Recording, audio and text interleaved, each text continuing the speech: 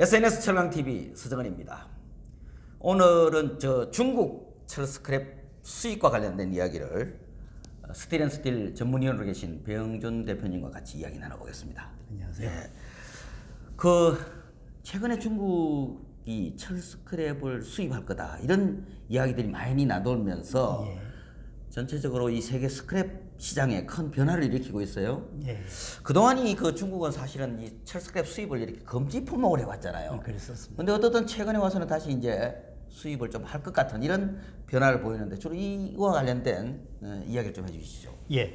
중국은 사실 2018년에 폐비닐이나 폐플라스틱 등 다른 품목하고 같이 철 스크랩도 수입 금지 품목으로 지정하고 수입을 금지를 시행을 해왔었습니다. 사실 철 스크랩은 자원의 하나라고 볼 수도 있는데요. 폐지나 폐플라스틱 같은 일종의 쓰레기 이 품목과 같이 수입 금지를 당했다는 게 좀 아이러니하기도 합니다만은 그 당시 중국에 수입되었던 철 스크랩이 저가, 저품질의 스크랩들이 많이 수입이 되면서 분진 문제 등 여러 가지 문제를 야기를 했기 때문에 수입 금지 품목에 해당되고 수입 금지 조치를 당하게 되었던 것입니다. 그렇지만 철 스크랩의 사용 요구는 중국 내부에서도 계속 있었기 때문에 작년 연말에 중국 정부가 정부 국가 표준으로 철 스크랩 국가 표준을 발표하게 되었는데요. 이를 계기로 이제 중국이 철 스크랩 수입 금지를 철회하는 거 아니냐 이런 얘기가 조금씩 나오기 시작을 했었습니다. 그러더니 올해 1월에는 일본산 철 스크랩이 중국 최대 철강업체인 바오산 강철로 수입 통관되는 그런 실제 사례가 일어나서 바야흐로 이제 중국 철 스크랩 수입 시대가 열리는 거 아닌가 그렇게 얘기들이 되고 있습니다. 그렇군요. 어떻든 중국이 만약 스크랩을 수입하기 시작한다면 정말 큰 변화가 아닐 수 없습니다. 그런데 대표님, 우리는 그 전에 주로 중국이 조만간 얼마 안 가서 철 스크랩을 수출하게 될 것이다. 저렇게 소비량도 많고 이래서 또 특히 전기료 비중도 굉장히 낮고 해서 수출할 것이다 이런 기대감이 컸었어요. 근데 어떻게 지금 오히려 수입을 걱정한다는 그때랑 많이 달라졌는데 좀 달라진 거죠. 어떻게 된 겁니까? 어떻게 보면 전망이 틀린 거기도 한데요. 그 당시 이제 중국이 전 세계 조강 생산 1위국으로 등극을 한 지 벌써 10년이 흘렀습니다만은 그렇게 1위의 자리를 차지하면서 조강을 막대하게 생산을 하다 보면 그리고 국내에 축적이 많이 될 것이고 그것이 상당 기간 한 10여 년 축적이 되면 이제 스크랩 발생량도 많아져서 궁극적으로는 수출되지 않겠냐 이런 전망이 상당히 유력했지요.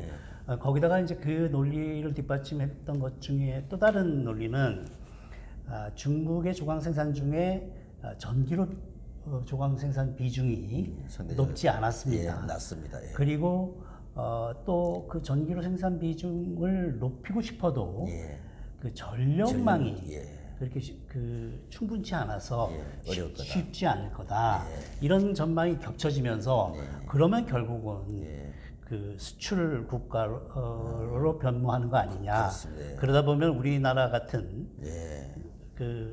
철 스크랩 수입 국가는 혜택을 보는 거 아닌가 이런 전망이 있었고 저도 당시 전기로에서 핫코일을 만드는 그런 설비 가지고 있던 회사에 몸담고 있었기 때문에 그런 전망이 굉장히 솔깃했었습니다.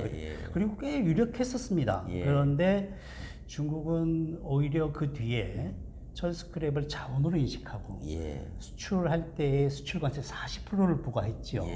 그 보호 조치를 취함과 동시에 장내에 전력망도 어느 정도 확충하면서 지금은 환경 문제까지 고려해서 전기로 생산 비중을 끌어올리려는 정책을 펴고 있습니다. 따라서 지금은 오히려 상당 기간 밖으로 수출되기는 어려운 거 아닌가 이런 전망이 우세하다고 말씀드리겠습니다. 중국 정부가 추진하는 철강 관련된 정책을 보면 굉장히 추진력이 있고요. 또 시대의 변화에 빨리 잘 적응하는 것 같아요. 왜냐하면 일단 지금도 상당히 전기료 비중이 낮지만 중국 정부는 이 환경 문제 이런 걸 직면하면서 빠르게 어떻든 전기료 쪽으로 스크랩을 많이 사용하는 생산 방식 쪽으로 전환한다. 그에 대해서 오히려 이제 수출국이 아니라 수입국이 될 상황이 된 거죠. 아직도 상당히 뭐 전기료 비중이 낮습니다만 최근 와서는 중국에서 전기료 투자가 굉장히 활발해지고 있고 또 세계적인 환경 문제가 계속 부각되는 것이 아마 큰 이유가 아닌가 싶습니다. 예. 자, 중국이 예를 들어 수입국으로 전환을 하면 이게 어디서 수입하는 거죠? 예. 그 이번에 중국이 수입이 되면서는 몇 가지 과거와 다른 현상이 나타나고 있는데 과거에 중국은 1년에 약 1,000만 톤 정도 스크랩을 수입한 바 있습니다. 물론 금지되기 전에요. 그때는 또 미국으로부터 들어오는 철 스크랩의 비중도 상당히 있었습니다. 저가 저품질이긴 하지만 미국으로도 많이 들어오고 이제 이런 그 상황이었죠. 근데 이번에는 국가 표준을 제정하면서 환경 문제에 영향을 미치는 저가 저품질의 철 스크랩 수입을 원천 봉쇄했다는 점이 과거와 다른 점이고요. 또 하나 세계 최대의 철 스크랩 수출국이 미국이기는 한데 지금 미국과 중국이 원체 세게 무역 분쟁이 심하기 때문에 과연 과거처럼 미국으로부터 철 스크랩을 많이 수입할 수 있을까가 누가 봐도 의심스러운 그런 시기입니다. 따라서 미국으로부터의 철 스크랩 수입이 그렇게 여의치 않다고 하면 연 1천만 톤의 수입을 할 수 있는 국가는 우리 근처에서는 사실 일본을 꼽을 수밖에 없습니다. 맞습니다. 우리가 많이 수입하는 일본. 우리도 수입에 많이 의존하고 있는 일본 그 일본 스크랩이 이제 중국으로 가는 그런 시대가 된 거고 아까 말씀드린 바와 같이 일본 철 스크랩이 올해 1월에 국가 표준 제정 후 첫 수입 그 사례가 된 것을 보면 일본이 굉장히 수출 대상 국가로 떠오를 가능성이 높은 거죠. 중국이 보면 이제는 스크랩을 확실히 그 자원으로 인식하는 그런 것 같습니다. 자세. 그리고 전체적으로 철강 산업의 발전에 있어서 전기료와 스크랩의 중요성 이런 걸 굉장히 인식하고 적극적으로 정책을 펴고 있는 것 같습니다. 그래서 조금 전에 말씀대로 이제 중국이 일본으로부터 스크랩을 수입하게 되면 이 상대적으로 이제 이게 우리는 일본으로부터 수입이 좀 용이하지 못하게 되고 또 일본산 스크랩 가격이 굉장히 올라갈 가능성도 있어서 그것이 결국 국내 일본에 많이 의존할 수밖에 없는 우리나라의 그 전기료사나 이런 쪽에 원가 부담으로 작동할 것 같습니다. 물론 그렇습니다만 그 전에 이제 아까 중국의 이번 수입은 과거와 다르다고 제가 말씀드리면서 그 영향을 조금 더 부연 설명하면 그렇게 그 고품질이 수출 또는 중국에서 수입될 것이고 미국에서 수입이 안 되게 되면 일본 스크랩 업계의 수출 가능성은 높아지고 따라서 일본 스크랩 업계에서는 지금보다 한 10,000엔은 올라가는 거 아니냐 이런 전망 기사가 나오고 10,000엔이면 한 10만 원 정도 됩니다. 우리나라로서는 그런 전망도 그 철강신문에서 읽어볼 수 있었고요. 또 하나는 스크랩 등급 간의 가격 격차가 전망이 된다는 겁니다. 중국이 만들어 놓은 국가 표준 거기에 합당한 것들은 가격이 올라가겠지만 거기에 못 미치는 스크랩 등급들의 가격은 떨어질 수 있다. 중국 수출이 어려우니까. 그런 것이 아마 그 향후에 나타날 그 현상이 아닐까 이렇게 예측이 되고 있고요. 스크랩 가격의 급등과 등급 간 가격 차의 격차의 확대 뭐 이렇게 그런 볼 수 것들이 예상되겠네요. 그러면은 우리나라로 들어와서 볼 때 두 가지 현상이 어떤 현상으로 영향을 미칠 것이냐 하면 아직 우리나라는 스크랩 작업도가 100%가 안 되기 때문에 일본에 많이 의존하고 있는데 일본의 가격이 오르게 되면 저희도 가격이 오르게 돼서 원가 상승 부담으로 작용할 것이다 하는 것이 하나고 그다음에 중량 등급 이상의 고품질은 가격이 뛰고 그 이하는 경량 등급은 조금 스테이하거나 오히려 격차가 벌어져서 떨어질 수도 있어서 중국이 별로 수입을 선호하지 않는 제품은 오히려 떨어질 수 있다. 그래서 어느 품목을 많이 쓰는 업종이냐에 따라서 특수광이냐, 예. 그 전기로 철근이냐, 예. 요거에 따라서 약간 원가 부담도 조금은 이렇게 차이가 발생할 것으로 전망이 됩니다. 오히려 좀 이렇게 고급강을 쓰는 쪽이 오히려 더 원가 부담이 커질 수 있겠습니다. 아무래도 그쪽을 중국이 그 등급 그 품질에 맞는 것만 수입하겠다고 지금 한 거나 마찬가지이기 때문에 고급 고철을 쓰는 데가 조금 원가 부담이 더 심해질 수도 있겠습니다.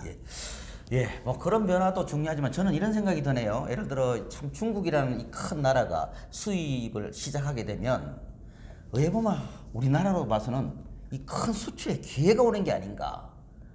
물론 뭐 일부에서는 아직도 작업도 안 됐는데 수출이냐 이러지만은 오히려 제가 볼 때는 대한민국 스크랩 산업이 수출 산업으로 제대로 된 수출 산업으로 도약할 수 있는 기회가 온 게 아닌가 이런 생각도 드는데요. 예, 그렇습니다. 어떻습니까? 그렇지만 지금 당장 우리나라가 이번 중국의 철스크랩 수입 재개를 통해서 어떤 좋은 효과를 얻기에는 좀 아직은 역부족이라고 저는 보고 있습니다. 왜냐하면 수출할 수 있는 인프라, 부두도 그렇고 등급 판정의 객관성을 증빙하는 어떤 데이터 이런 것도 없고 전혀 없는 건 아니지만 좀 미약하고 이런 측면에서 볼 때 당장 어떤 반사 이익을 얻기는 좀 어려울 것이다. 이렇게 지금 전망하고 있고 또 단기적으로는 그 주요 수요처인 전기업계가 수출한다 그러면 뭐 싫어하니까 쌍수를 들고 반대를 할 겁니다.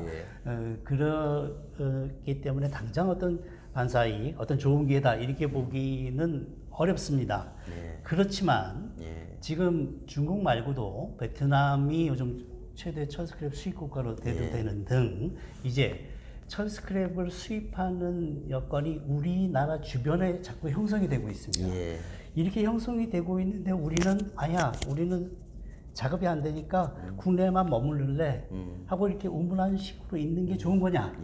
아니면 이게 위기라면 위기고 기회라면 기회인데 이 위기를 기회로 만들기 위해서 몇 가지 인프라를 정비하고 태세를 맞춰서 국제 스탠다드에 맞춰 가야 경쟁력도 국제 경쟁력에 맞추는 원료로서의 스크랩, 그 다음에 제품으로서의 철근과 특수광 이렇게 국제 표준에 맞춰서 경쟁력을 갖추는 기회가 되었으면 좋겠다 하는 게 제 생각입니다. 아주 좋은 말씀이십니다. 저는 개인적으로 이 한 나라의 산업 정책이라는 것이 이게 좀 동태적이고 다이나믹해야 된다고 보거든요.